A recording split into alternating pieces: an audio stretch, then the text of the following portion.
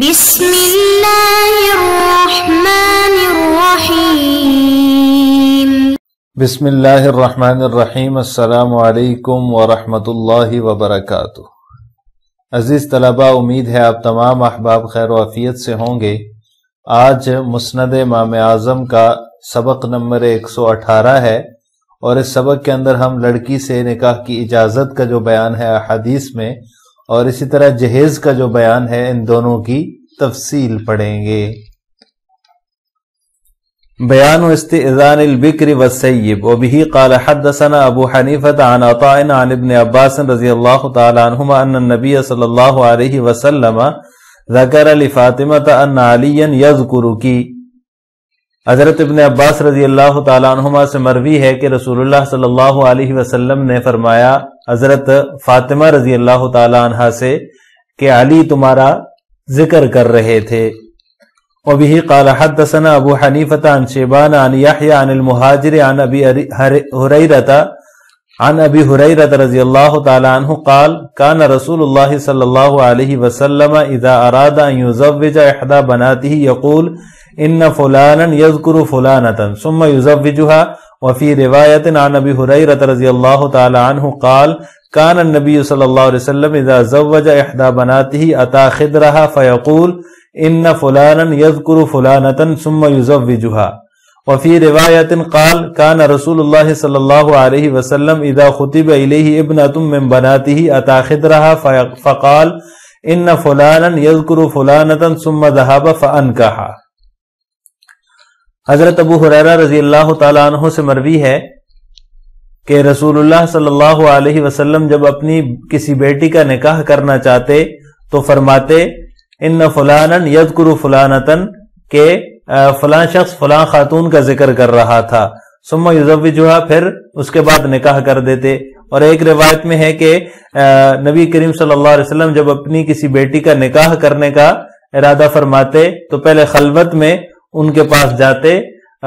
اور فرماتے کہ فلاں شخص فلاں عورت کا ذکر کر رہا تھا، اور اس کے بعد جو ہے وہ پھر نکاح فرما دیتے۔ اور اسی طرح ایک روایت میں ہے رسول اللہ صلی اللہ علیہ وسلم جب نبی کریم صلی اللہ علیہ وسلم اپنی بیٹیوں میں سے کسی بیٹی کا نکاح فرماتے تو جو ہے وہ خلوت میں تشریف لے جاتے ان کے پاس اور فرماتے کہ فلان جو ہے وہ فلانا کا تذکرہ کر رہا تھا، یا فلاں شخص فلاں عورت کا ذکر کر رہا تھا، پھر تشریف لے جاتے اور فانکحہ اور نکاح فرما دیتے۔ وبه قال حدثنا ابو حنیفہ عن محمد بن المنکدر عن جابر بن عبد اللہ رضی اللہ تعالی عنہ ان عائشہ زوجت یتیمۃ كانت عندها فجهزها رسول اللہ صلی اللہ علیہ وسلم من عنده۔ حضرت جابر بن عبداللہ رضی اللہ تعالی عنہ سے مروی ہے، وہ فرماتے ہیں کہ حضرت عائشہ رضی اللہ تعالی عنہ نے اپنی طرف سے ایک یتیم بچی کا نکاح کروایا تو نبی کریم صلی اللہ علیہ وسلم نے اپنے پاس سے اسے جہیز عطا فرمایا۔ عزیز طلبہ، ان روایات میں یہ ذکر ہے کہ جب آپ صلی اللہ علیہ وسلم اپنی بیٹیوں میں سے کسی بیٹی کا نکاح فرماتے تو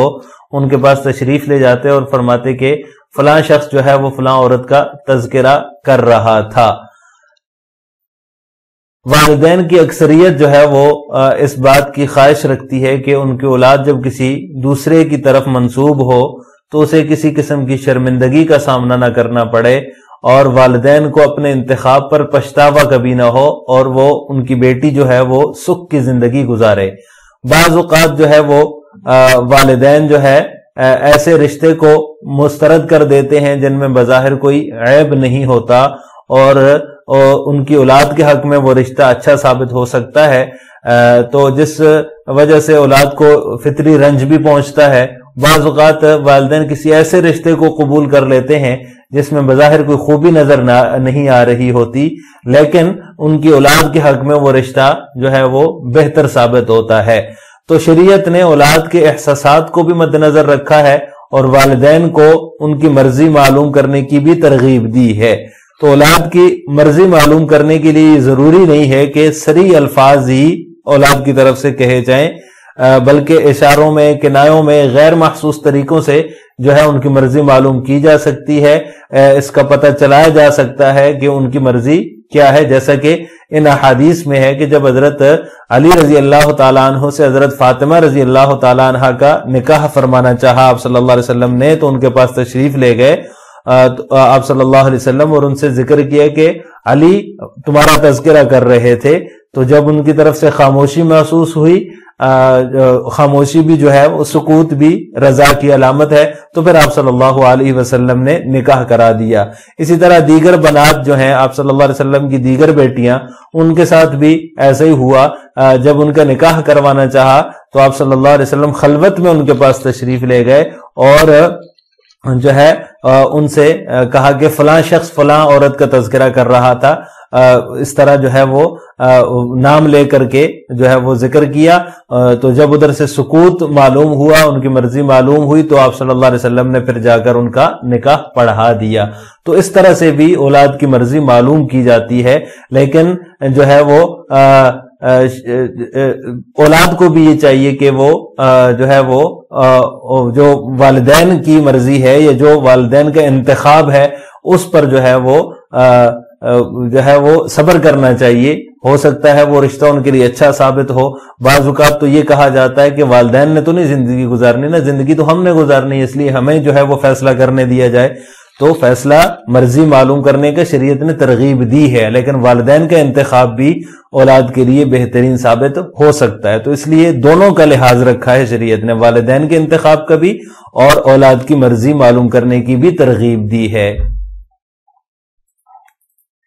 اسی طرح جو حضرت جابر بن عبداللہ رضی اللہ تعالیٰ عنہ کی جو حدیث گزری ہے کہ حضرت عائشہ رضی اللہ تعالیٰ عنہ نے ایک یتیم لڑکی کو جو ہے وہ اس کا نکاح کروایا، تو جہیز آپ صلی اللہ علیہ وسلم نے اپنی طرف سے ان کو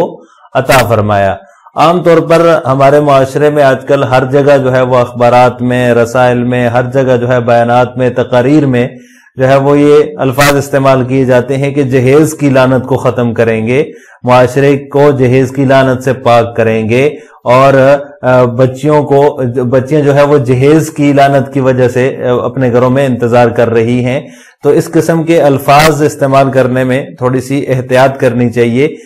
کیونکہ شرعی لحاظ سے جہیز دینا ممنوع نہیں ہے، کیونکہ آپ صلی اللہ علیہ وسلم نے بھی جہیز دیا ہے، جیسے کہ اس روایت سے معلوم ہوتا ہے کہ حضرت جابر بن عبداللہ رضی اللہ تعالیٰ عنہ فرماتے ہیں کہ حضرت عائشہ رضی اللہ تعالیٰ عنہ نے ایک یتیم لڑکی کا نکاح کروایا تو جہیز دیا آپ صلی اللہ علیہ وسلم نے، تو جہیز دینا کوئی ممنوع نہیں ہے، ہاں جہیز میں اسراف، جہیز میں نمود و نمائش جو ہے وہ ممنوع ہے، اس لیے جو ہے وہ اس طرح کے الفاظ استعمال کرنے سے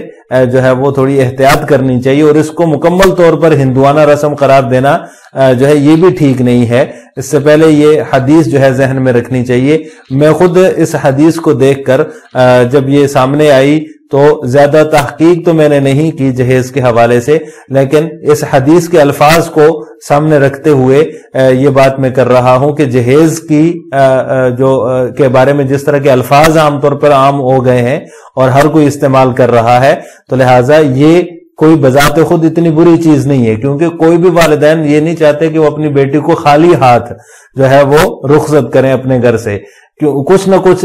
جو ہے وہ دینا ہی پسند کرتے ہیں، اور یہ کوئی بھی نہیں چاہتا کہ ان کی بیٹی اپنے گھر سے خالی ہاتھ رخصت ہو، تو اس لیے جو ہے شریعت نے بھی یہ منع نہیں کیا ہے، اپنی استطاعت کے مطابق جہیز دینے سے شریعت نے منع نہیں کیا ہے، کیونکہ آپ صلی اللہ علیہ وسلم خود جہیز عطا کر فرما رہے ہیں ایک یتیم بچی کو، تو اس لیے جہیز دینے میں ممانعت نہیں ہے۔ جہیز کے اندر جو حد سے زیادہ اسراف ہو گیا ہے، جہیز کے اندر جو حد سے زیادہ نمود و نمائش ہو گیا ہے، اپنی مالداری دکھانے کے لیے جو ہے وہ زیادہ سے زیادہ لوگ جہیز کا مطالبہ کرتے ہیں یا پھر جہیز دینے کی کوشش کرتے ہیں، تو اس طرح کی جو چیز ہے یہ غلط ہے۔ یہ غلط نہیں ہے کہ اپنی استطاعت کے مطابق اپنی بچی کو، اپنی بیٹی کو جہیز دیا جائے، اسلامی تعلیمات کے یہ عین مطابق ہے، اسلامی تعلیمات کے خلاف نہیں ہے۔ اور بعض لوگ اس کو خام خواہ ہندوانہ رسم قرار دینے کی کوشش کرتے ہیں، ان کی بھی یہ رائے ٹھیک نہیں ہے، کیونکہ یہ سراسر ہندوانہ رسم نہیں ہے، بلکہ آپ صلی اللہ علیہ وسلم نے خود جہیز دیا ہے، تو پھر ہندوانہ رسم کیسے ہوئی؟ اس لیے اس طرح کی الفاظ استعمال کرنے سے تھوڑی سی احتیاط برتنی چاہیے۔ باقی جہیز دینے میں کوئی شریعت نے قطعاً نہیں لگائی، لیکن جہیز کے اندر حد سے زیادہ اسراف اور نمود و نمائش کو جو ہے وہ ممنوع قرار دیا ہے اور ناپسندیدہ قرار دیا ہے، اس کی وجہ سے دیگر بچوں کی شادیاں بھی رک جاتی ہیں۔ تو اس وجہ سے جہیز دینے میں کوئی ممانعت نہیں ہے، اس کے اندر اسراف سے، نمود و نمائش سے جو ہے وہ بچنا چاہیے، اور اس طرح کے الفاظ استعمال کرنے سے بھی بچنا چاہیے۔ لہٰذا آج کے سبق کا خلاصہ یہ ہوا کہ ہم نے لڑکی سے نکاح کی اجازت اور جہیز کی شرعی حیثیت کے بارے میں تفصیل پڑھی ہے۔ آخر میں آپ سے دو سوال ہیں۔ نمبر 1، لڑکی سے نکاح کی اجازت صراحتاً لینا ضروری ہے یا نہیں؟ نمبر 2، جہیز دینا شریعت میں ممنوع ہے یا نہیں؟ ان دونوں سوالوں کا جواب آپ نے کمنٹ باکس میں دینا ہے۔ السلام علیکم ورحمۃ اللہ وبرکاتہ۔